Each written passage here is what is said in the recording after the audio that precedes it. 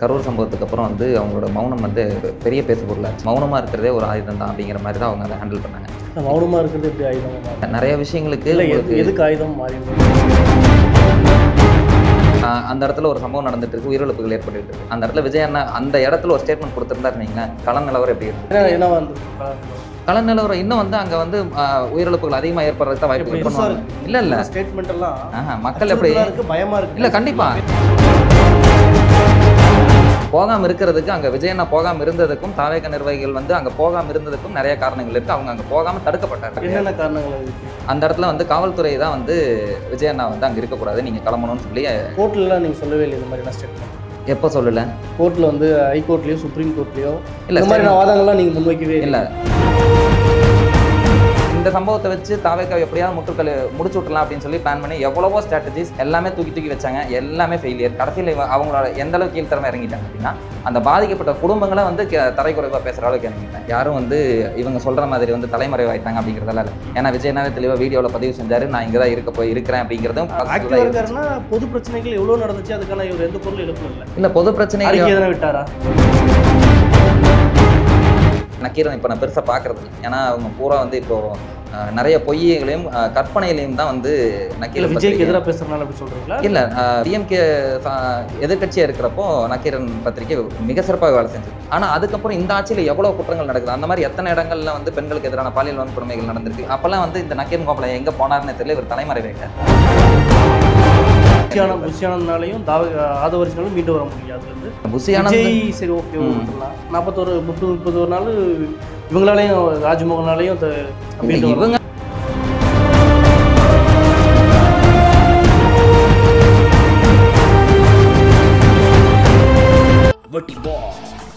Big Boss Tamil season 9 review show நான் வர தினமும் ராத்திரி 11:30 மணிக்கு.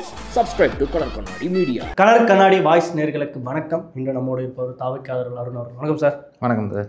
இப்போ பார்த்தீங்கன்னா விஜயோட கட்சி கிட்டத்தட்ட ஒரு 30 நாட்கள் கழிச்சு இப்போ தான் 2.0 மாறி இருக்குதா சொல்லியிருக்காங்க. அது எப்படி பார்க்குறீங்க? இது எப்படி பார்க்குறோன்னா, இந்த கரூர் சம்பவத்துக்கு அப்புறம் வந்து அவங்களோட மௌனம் வந்து பெரிய பேசுபொருளாச்சு.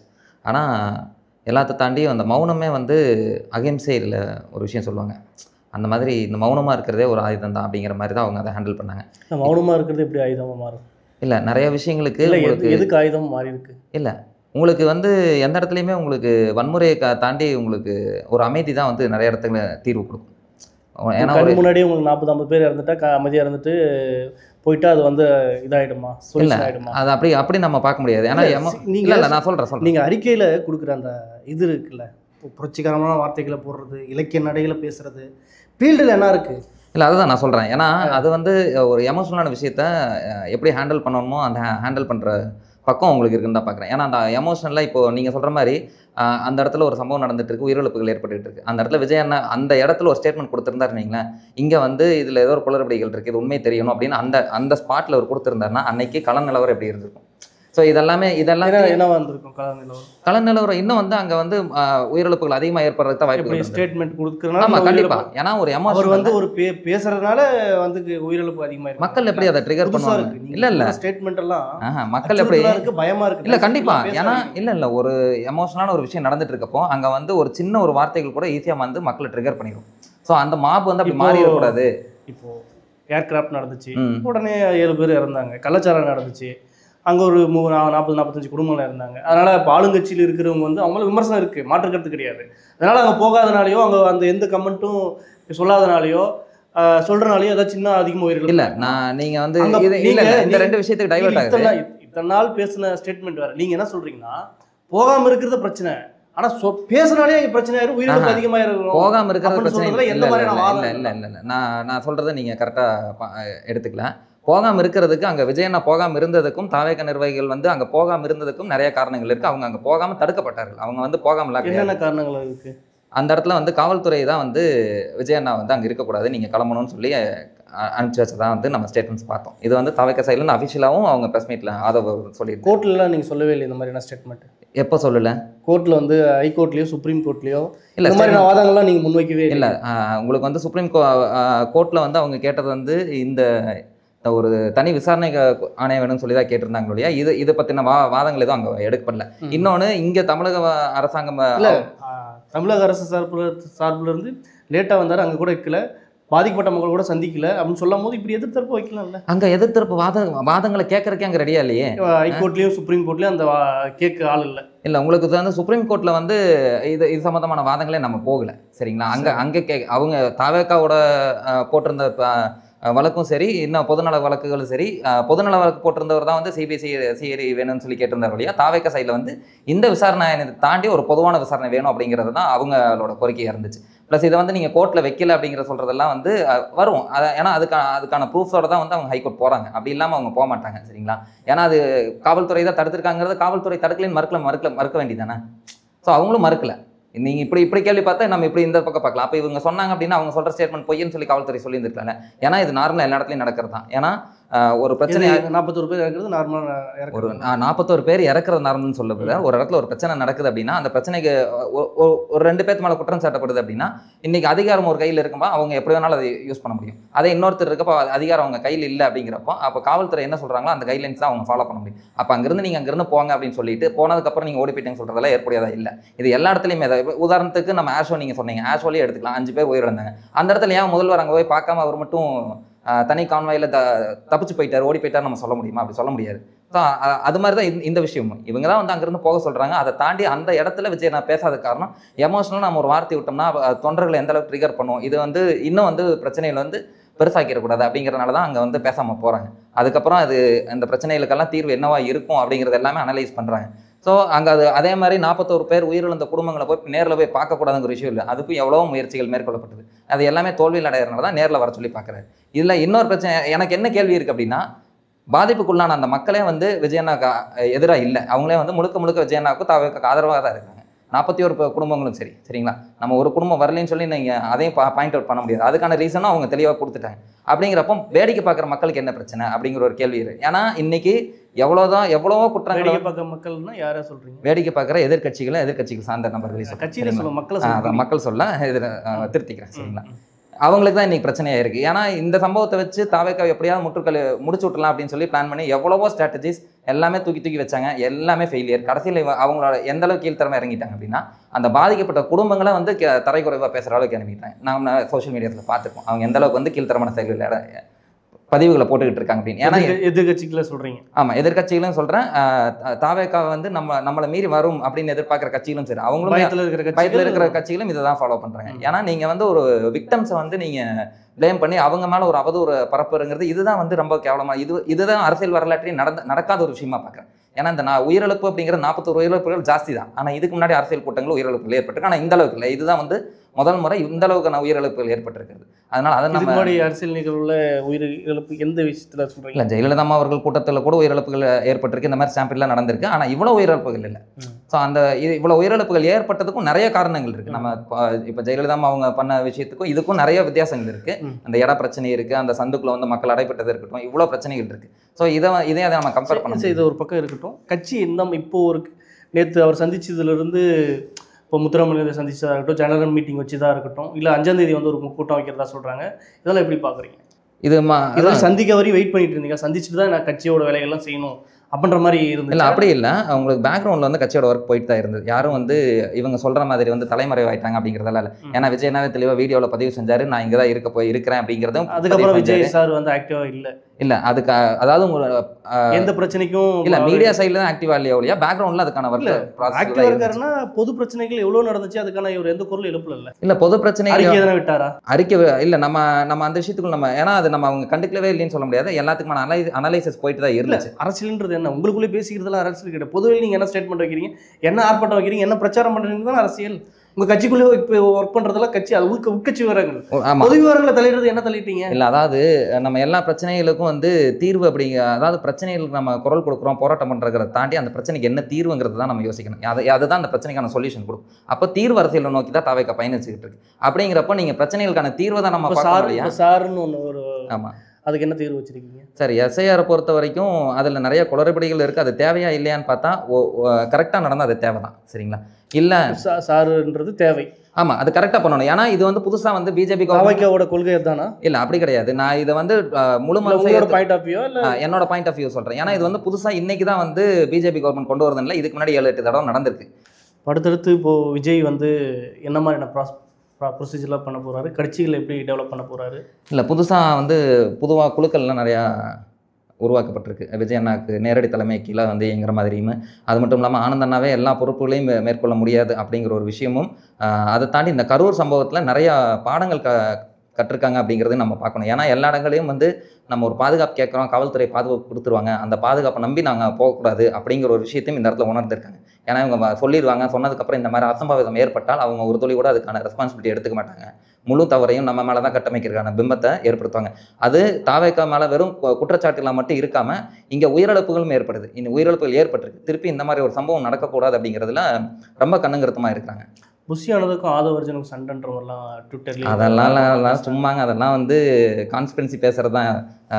இவ ஆள் இல்லாதப்போ இப்போ 2 பேரும் அவங்க ஒன்றும் ஒன்றா பயணிக்கவே மாட்டாங்க. அவங்க எங்காவது இடத்துல அந்த மாதிரி நம்ம விஷயங்கள் பார்த்தோமே எதுவும் கிடையாது. அதெல்லாம் சும்மா அவங்க பேசுகிறவங்களுக்காக பேசிகிட்டு இருக்கிறது தான். உங்கள் கட்சிக்காரே பேசுகிறதாகவும் சில குற்றச்சாட்டுலாம் சொல்கிறாங்க. அது உண்மைதானா? நக்கீரன் போன்ற பத்திரிகைலாம் அது ஆதரப்பூர்வமாக சொல்கிறாங்க அப்படின்ற மாதிரிலாம் சொல்கிறாங்க. சார், அவர் நக்கீரன் கோபாலன் ஐயா அவர் மேலே வந்து மிகப்பெரிய மதிப்பு இருந்தது.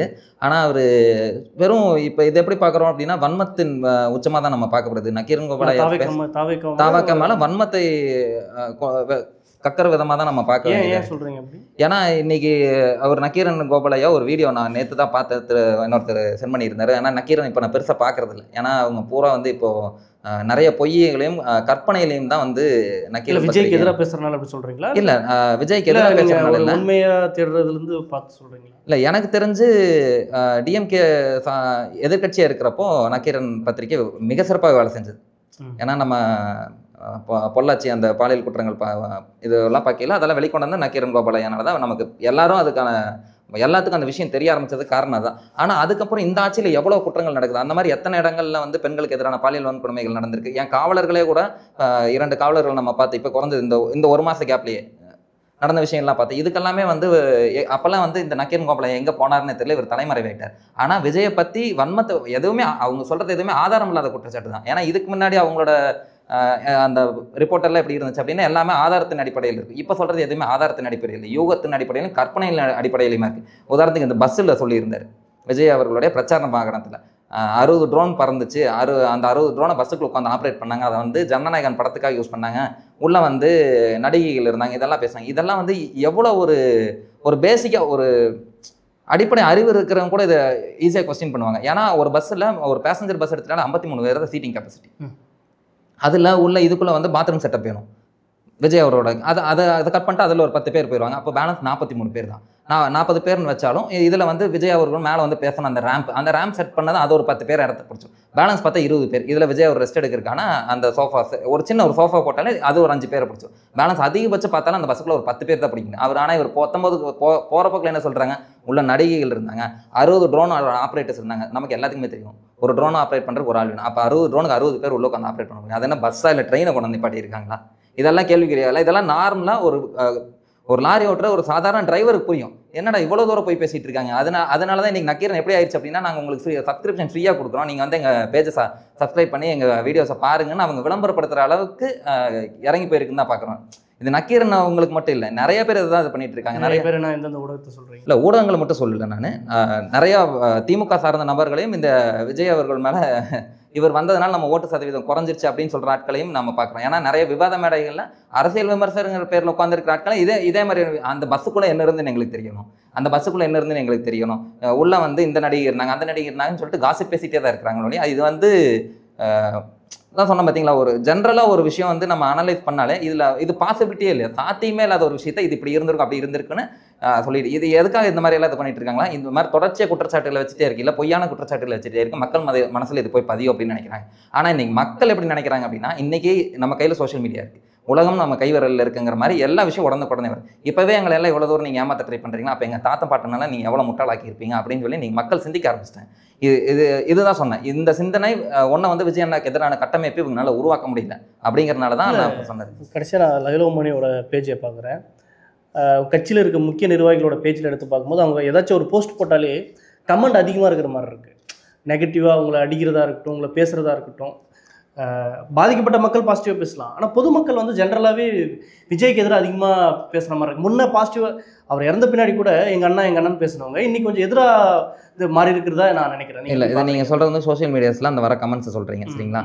நானும் அந்த கமெண்ட்ஸ் எல்லாம் பார்த்தேன் சரிங்களா. ஒரு விஜய் ரசிகர் வந்து என்னண்ணா நீயே அப்படி பண்ணிட்ட, நான் உன் தீவிர ரசிகர், இனிமேல் நான் உனக்கு ஓட்டு போட மாட்டேன், நீ அரசியலுக்கு வராமல் இருந்திருக்கலாம் அப்படின்ற இந்த ஆயுத பூஜை, இந்த தீபாவளி விவகாரத்துலலாம் அப்படிலாம். ஏன்னா அந்த ஆயுத பூஜைக்கும் அதுவும் பார்த்தாச்சு. ஏன்னா அதுவுமே ஏஐ ஃபோட்டோ தான் சரிங்களா. அது டிரைவர் டிரைவருக்கு ஏஐ ஃபோட்டோ தான். ஆமாம், ஏஐ ஃபோட்டோ தான். அந்த வாழை மரம் கட்டினது எல்லாமே ஏஐ ஃபோட்டோ தான். அந்த எல்லா வண்டி ஓட்டுற டிரைவர்களுக்கும் ஒரு இது இருக்கும். ஏன்னா அந்த அது மூலமாக தான் அவங்களுக்கு வருமானம் வருது. ஏன்னா அந்த வாகனத்தை தான் அவங்க வந்து கடவுளாக பார்ப்பாங்க, தெய்வமாக பார்ப்பாங்க. அந்த குடும்பம் அது மூலமாக தான் சாப்பிட்ருக்கு. அப்படிங்கிறப்ப இந்த மாதிரி ஒரு துக்க சம்பவம் நடந்தப்போ இனிமேல் இந்த மாதிரி நடந்துடக்கூடாது, நம்ம போன இடத்துல நம்ம வண்டி ஓட்டிட்டு போயிருக்கோம், அந்த ஸ்பாட்டில் நம்ம இருந்திருக்கோம் அப்படின்னு சொல்லிட்டு ஒரு வேண்டுதா ஒரு மாலை போட்டு போறாரு. அவ்வளோதான். ஏஐ போட்டாவா இல்லை மாலை போட்டது மட்டும்தான். அது பூஜை எல்லாம் பண்ணல. மாலை போடுறதுக்கு பூஜை பண்ணுறதுக்கு வித்தியாசம் இருக்கு சரிங்களா. அது அன்னைக்கு போட்டால் அது பூஜை பண்ண மாதிரி தானே. அப்படி கிடையாது. நம்ம அப்படி பார்த்தோம்னா ஒருத்தர் ரோட்டில் நம்ம தெரிஞ்சவர் வராங்க, ஒரு பிரபலம் வராங்க அப்படின்னா, ஒரு ஸ்டாரோ இல்லை வந்து ஒரு தலைவரோ வராங்கன்னா மாலை போடுறாங்க. இல்லை அன்னைக்குன்னு ஒரு நாளை போடும்போது அப்படி பூஜை தான் நினைப்பாங்க யாராவது. இல்லை அப்படி நம்ம சொல்லணும். பூஜை போடுறதுக்கும் மாலை போடுறதுக்கு வித்தியாசம் இருக்கு. அப்படிங்களா? சரி. ஆமாம். ஏன்னா பூஜை போடுறது எப்படி பூஜை பண்ணுவாங்கன்னு எல்லாத்துக்குமே தெரியும். அந்த குறிப்பிட்ட டைம்ல தேங்காய் உடைக்கிறதாகட்டும், அந்த வாழை மரம் கட்டி சூடம் இதெல்லாம் அதெல்லாம் எதுவுமே நடக்கல. ஒரு இது இன்னைக்கு வந்து நம்ம கொண்டாட முடியாது. ஆனால் அந்த வாகனத்துக்கு ஒரு மரியாதை செலுத்தணும் அப்படிங்கிறனால அந்த டிரைவர் அதை பண்ணிட்டு போறாரு. அதை அந்த ஒரு ஃபோட்டோ வச்சுட்டு பக்கத்தில் இல்லை வாழை மரப்பை வச்சு பூஜை போட்டாங்க அப்படிங்கிற மாதிரி அது ஏஐ ஃபோட்டோ தான். வந்தது ஏஐ ஃபோட்டோ தான் சரிங்களா.